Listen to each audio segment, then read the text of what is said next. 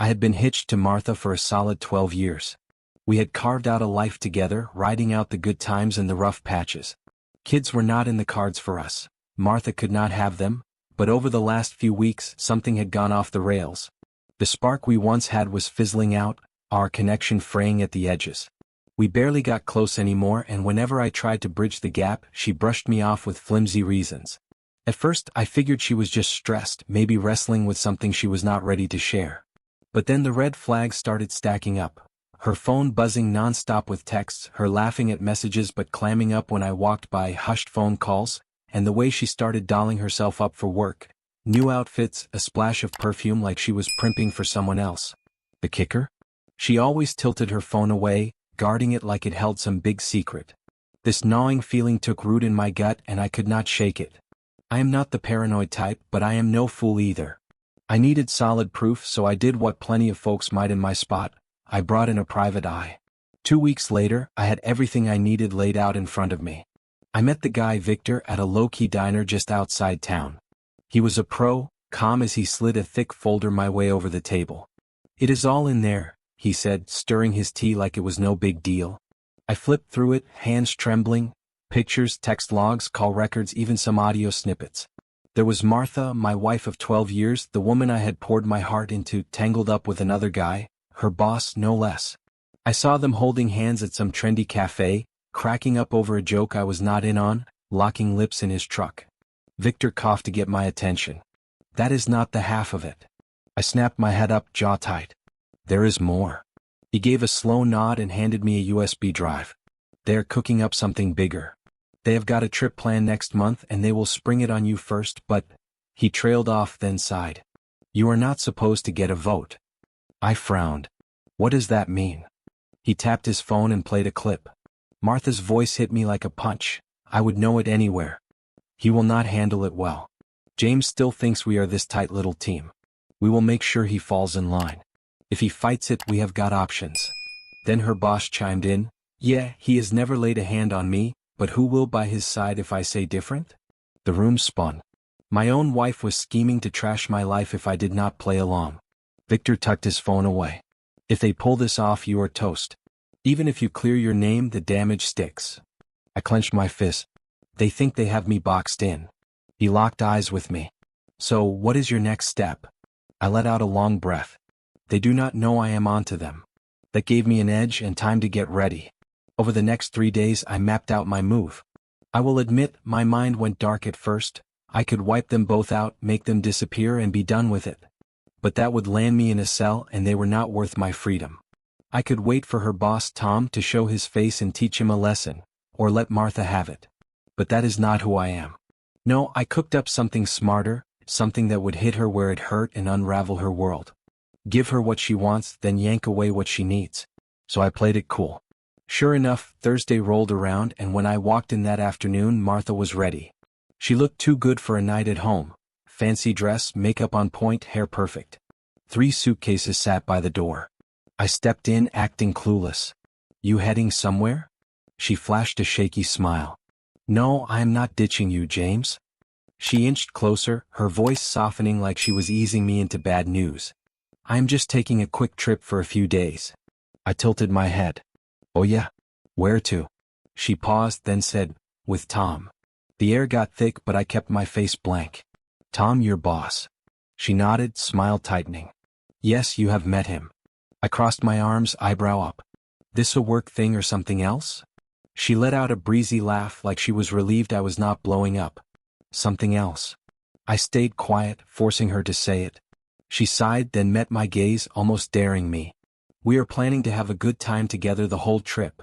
I dropped onto the couch, leaning back as I sized her up. She stood there, shifting a little, waiting for me to react. I did not. I just watched. She took that as a go-ahead. "Tom is a great guy, James," she said, her tone dripping with excuses. "He treats me so well, really listens, makes me feel special." She wrung her hands like she was convincing herself too. "And I want to give that back to him." I breathed out slow, still silent. "I am into him," she admitted with a small smile, like it was no big deal instead of a knife in my back. "I need to see where this goes.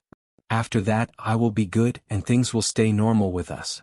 I cocked my head, staring at her with a cold calm. She stepped closer. It is just a few days, James. Maybe I will pick up some fun ideas for us to try later.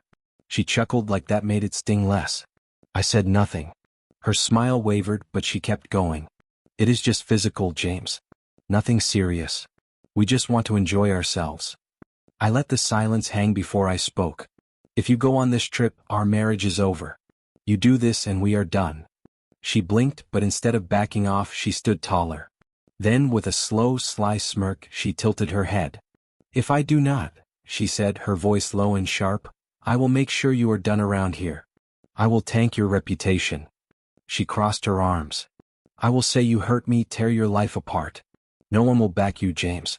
The system is on my side, you know how it works. I will cry online and make you the villain.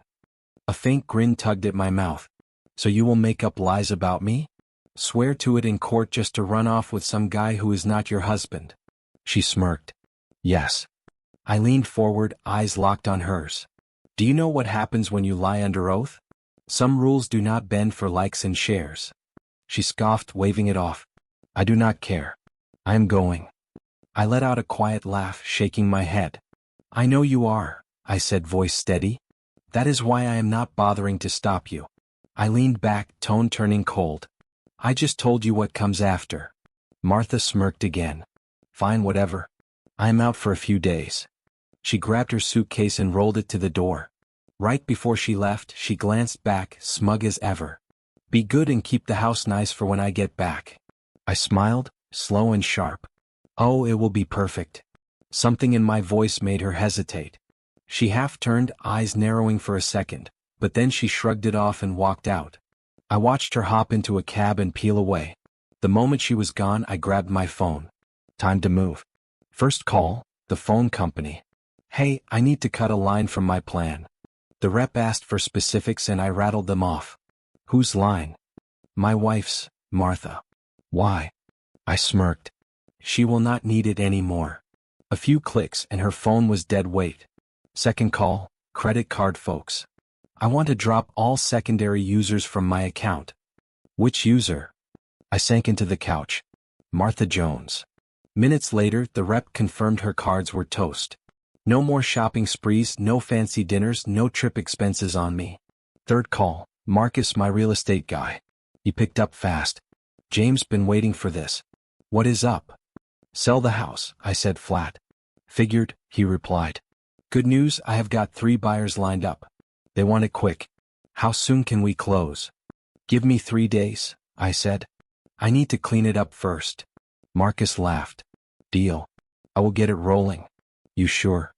I exhaled. Dead sure. Fourth call. Alan Pierce, the top-notch divorce lawyer I had lined up a month ago when I first smelled trouble. The papers were ready, he just needed the word. File them, I said as he answered. He did not blink. Done. I will submit tomorrow morning. You will have them by noon. Perfect. Last call, movers. Next morning they showed up at sunrise. I walked them through the place, pointing stuff out. Everything Martha owns, clothes, shoes, bags, jewelry, pack it up and stick it in a storage unit. I will text you the address. As they got to work, I went through her things, wiping her out of the house. Then I found her wedding dress. I held it up, running my fingers over it. This was what she wore when she vowed to stick by me, vows she trashed without a second thought. I kept it, just that one thing. The rest got boxed up and hauled off. 3 days later, 3 couples checked out the house, one at a time. All nice, put-together folks eager to buy. First up were Liam and Emma, early 40s, wanting more space for their growing crew. Then Noah and Olivia, newlyweds looking for a fresh start in a cool spot. As I showed them around, Emma piped up. It is so clean. Why are you selling if you do not mind me asking? I smiled. Because my wife will not need it anymore. A beat of silence. Liam shot Emma a look while Noah raised an eyebrow. Olivia hesitated, then asked, did something happen? I shrugged. You could say that. They did not dig deeper, though I could see the gears turning. Soon they were oohing over the floors, the kitchen, the backyard. I let them roam, knowing the place would not be mine much longer. 3 days later it was sold. Liam and Emma snagged it after a bidding tussle. I met them at the house one last time, standing in the empty living room as I handed over the keys. "Change the locks," I said. Liam, practical guy, nodded. "Already planned." I pulled an envelope from my pocket. "Here's a little something." I covered a locksmith. Emma gasped. "That is so nice." I smiled. "Think of it as me making sure my past stays gone." We shook hands and I walked out, feeling lighter with every step. That night I caught up with Marcus at a bar. He was nursing a beer when I got there. I sat down and he slid an envelope over. I picked it up, curious. "What is this?" "A bonus," Marcus grinned. "My commission was fat, so I am kicking some back. Call it a new life fund." I laughed. "What makes you think I need it?" He leaned back, sipping his beer. "When you told that couple, 'My wife will not need this house,' I knew she was done for." I chuckled, shaking my head. "You are too sharp, Marcus." He raised his glass. "To fresh starts." I ordered 2 drinks, clinking mine against his. "To freedom." Martha, meanwhile, was bringing her desires to life. Jumping ahead, during the legal battles and from our mutual acquaintances, who, it seemed, took a bit of pleasure in what had happened, I learned a few things about how Martha's trip went. She and Tom arrived at Coral Cove, and from what I gathered, she was buzzing with excitement. A warm breeze brushed her skin, carrying the scent of the ocean and flowers. Tom grabbed her hand as they walked into the swanky resort, his grip strong, almost like he was staking his claim. At the front desk, he leaned in close and whispered, "Ready for the best days ever?" She grinned, a thrill shooting through her. "You bet I am." In their room, they didn't even bother to check out the view before Tom pulled her in tight. His kiss was hungry, and before she knew it, they were all over each other on the bed. It was fast, intense, and when it was over he flopped back with a happy sigh. "Best hello ever," he mumbled, smirking. She laughed, catching her breath. "Happy to deliver." They stayed there, soaking it in. The ceiling fan hummed, and the waves murmured outside. Her stomach growled, so they ordered breakfast up. Halfway through eating, Tom tugged her onto his lap. "Time for round 2, he teased, his fingers brushing her arm. She giggled, pretending to push back. "Shouldn't we save some energy for the trip?" He shook his head, his eyes gleaming. "Why wait when you're all mine?" And just like that, they were at it again. Later, worn out and sprawled across the bed, she turned to Tom. "What's on for tonight?"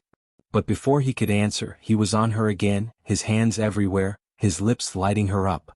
By the time they were done, she was sore in the best way, barely able to order dinner. When the food came, they ate in bed, starving from all the action.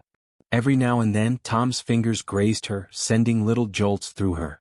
"You don't quit," she said between bites. He smirked, kissing her neck. The next afternoon, she woke up to the wind rustling the curtains. Sunlight poured in, warming everything.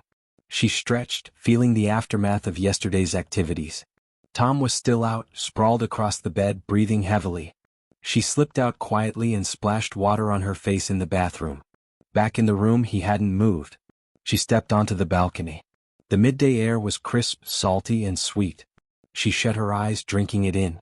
Then the bed creaked, and Tom's arms wrapped around her waist. "Afternoon," he murmured in her ear. "Afternoon," she said, leaning into him. Before she could say more, he scooped her up and carried her back inside. "Not done with you," he grinned. They went at it again before finally getting up. They showered together, his hands wandering, and yeah, they ended up tangled up under the water too. It was late afternoon when they came up for air, wrapped in robes.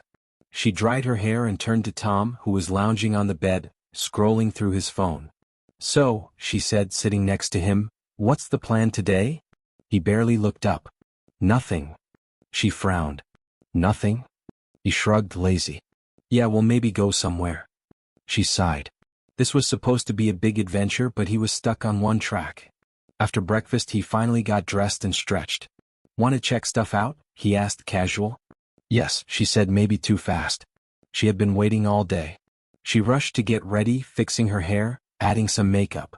When she turned, Tom was already at the door, not waiting. She hustled to catch up, telling herself they were there to have fun. They strolled through the local market, the smells of fresh fruit and sizzling food all around. Vendors called out, selling little treasures, baskets, colorful cloths. But something felt off. Tom walked ahead, not looking back. He wasn't holding her hand or checking on her. A pang hit her. With me, I would have laced my fingers with hers, steering her through the crowd, making sure she was okay. I would have pointed out things she might like or sneaked a quick kiss. She brushed it off and stopped at a stall with handmade necklaces. One with tiny driftwood beads jumped out at her. Perfect to remember this trip. She stepped in, reaching for it, then froze. She had forgotten her bag. She looked around for Tom. He had been close, but now he was nowhere. With me, I would have paid on the spot, handing it to her with a grin. She put the necklace down and stepped out. She spotted Tom a few stalls down, messing with hats, his eyes on his phone. "Why did you leave me?" she asked, keeping it chill. He barely glanced up. "You should have yelled." "I was right here," he shrugged. She waited for a sorry, some sign he gave a damn, but he just fixed his hat and kept scrolling, done talking. She let it go. "I want to get that necklace," she said, neutral. "I forgot my bag." He looked at her, then the stall. "Oh, we'll swing by tomorrow. This place is boring." She breathed out, swallowing her annoyance. "I haven't seen it all yet," she pointed out. Tom yawned. "I'm wiped. You keep going. I'm heading back." And he took off. She stood there, watching him melt into the crowd, a knot growing in her chest. He didn't ask if she would stay, if she was okay solo. He just bailed. She glanced at the necklace stall, but with no cash, it was useless. She pressed her lips together and walked back to the resort, needing to think. A swim might clear her head. In the room, she changed into her swimsuit, craving the water's peace. But as she headed out, Tom stirred and grabbed her arm. "Where you going?" he mumbled. "The pool," she said. He smirked and pulled her close. "Not yet," he murmured, his hands all over her. She hesitated, then let him take over. They were at it again, hot and heavy. After she slipped out, still set on swimming. She grabbed a towel and headed down. At the pool, families were laughing, couples cuddling, friends chatting by the bar. And there she was, alone, floating in a sea of people. That night, she checked her phone, hoping I had texted or called. Nothing. She stared at my name, her thumb hovering. Did I not miss her? Did I not care she was gone? She huffed and tossed the phone aside. Why was she even thinking about this? She was there with Tom. This was what she wanted: thrills, freedom. But still. She sighed, leaning back. The heat with Tom was real, but why did she feel so empty? Like something was off. She shook it off. It's only day 2. I got 4 more. She got up, flicked off the lamp, and slid in next to Tom, already snoring. She stared at the ceiling until sleep hit. The next evening, she was up early and slipped into her swimsuit, throwing a light shawl over it. She walked to the beach, the breeze cooled, the waves calming. She dug her toes into the sand, staring at the horizon. Alone again. Tom was still crashed out, clueless. After a bit, she headed back. It was past noon. Maybe Tom was awake. Maybe they would do something together. But he was still out, his arm over his face. She stared, feeling distant.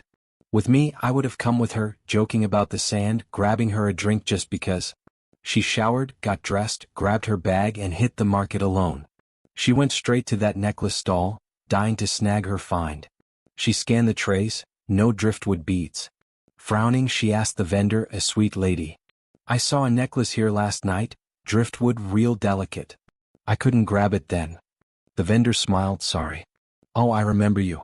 It's gone. One of a kind." "Gone?" The vendor nodded. "Sold yesterday. Might not get another." She stood there, bummed. She wandered other stalls for hours, but nothing came close. Rounding a corner, she saw her, a woman with a guy, laughing, wearing her necklace. She thought about asking, but their happiness stopped her. It wasn't hers anymore. Back at the room, Tom was lounging with a half-empty juice bottle. "Hey, you're back," he grinned, setting it down. "Come here, give me some love." Before she could say anything, he pulled her to the bed. It felt off this time, forced, hollow. When it was over, she stared at the ceiling, numb. Tom grabbed his juice. "That was awesome," he mumbled. "You're the best." She faked a smile, her mind on that necklace. The next morning, she woke up restless and shook Tom. "Wake up," she whispered. "I want to see the area. Come with me." He groaned, rolling over. "Let me sleep," he snapped. "Go by yourself." She stared at his back, feeling cut off. She grabbed her bag and booked a tour at the desk. The clerk swiped her card, once, twice. Her smile dropped. "It's declined," she said, showing her the screen. "Account closed." Her gut sank. She tried calling me, no signal. Panic kicked in. What was going on? She bolted to the room. Tom was still out. She grabbed his phone, paused, then used the front desk's line instead. I didn't pick up. Her phone was dead, her card useless, and I was gone. Did I cut her off? She shook Tom awake. My phone's off, my card too. We need to head back. He stretched. Relax, it's a mix-up. It'll sort itself out. No, she pushed. Now. He sighed and shuffled to the bathroom. When he came out, he chuckled. We came here to have fun, and we are. She stared. Are we? His smile faded. What? She let out a shaky breath. Yeah, we're together, but I'm not having fun. He laughed. That's just guilt. I'm loving it. He pulled her close again. This time it felt wrong, stifling. She was there, but not really. After he ordered food, acting like nothing was up. Tears slipped out. Don't start, he sighed. You said your husband was cool with this. No drama. She wiped her face. Can you get me a ticket home? No, he barked. I'm not shelling out more. She was stuck. She called me from Tom's phone. Nothing. Anger flared. How could he do this? She muttered, pacing. He ditched me. She checked a pillow, mad as hell. Tom smirked. You'll get over it. Then a quiet thought hit her. You wanted this. You got it. She sank down, shaking. She didn't want this. She wanted me. The next 3 days crawled by. Tom took what he wanted whenever. She didn't fight it, but she felt nothing, just hollow. She missed warmth, care. He gave none. On checkout day he stretched, grinning. Best trip ever. She felt sick. The flight home was quiet for her. He slept. She stared out, aching for me. At the airport, Tom grinned. Good times. Hope your husband doesn't make a stink. She pushed him back when he leaned in. Come on, he laughed. I earned a goodbye. She turned and left, grabbing a cab. At home, her key didn't work. The doorbell sounded weird. A blonde woman answered, casual. Yes. She peeked in, different walls, furniture. This is my house, she stammered. No, the woman said. We bought it days ago. A guy joined her. Call your husband, he warned. Or we call the cops. She bolted, got a cheap phone at a store, and went to her mom's. Her mom let her in, silent, then called someone. She's here, she said. The doorbell rang. Not me, a guy with an envelope. You've been served. Divorce papers, proof, texts, receipts, recordings. A USB note said, watch this. In the video, I stood on our cliff, burning her wedding dress. You got what you wanted, I said. Now I'm free. The divorce wrapped up. Alan crushed her in court with her own threats. I split the house money for a clean break. She skipped town. Now I have got a place near work. Mine new. I hit the gym, got stronger, turned some heads. Maybe love will come my way again.